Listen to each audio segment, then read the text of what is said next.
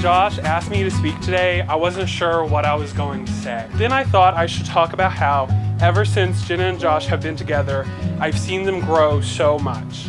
Not only as individuals, but as a couple. They have faced challenges and always come out stronger together.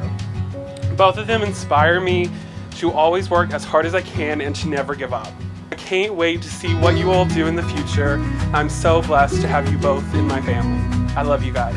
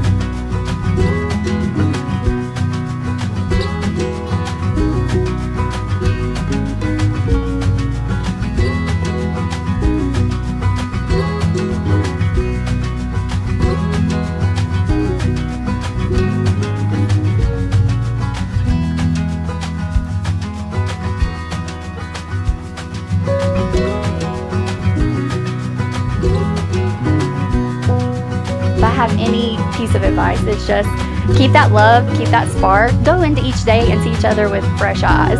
Don't forget the fresh eyes feeling. To Jenna and Josh, I'm going to leave you with this one piece of advice. Romans 12:10. Be devoted to one another in love. Honor one another above yourselves. Congratulations, you two. I wish you both nothing but the best.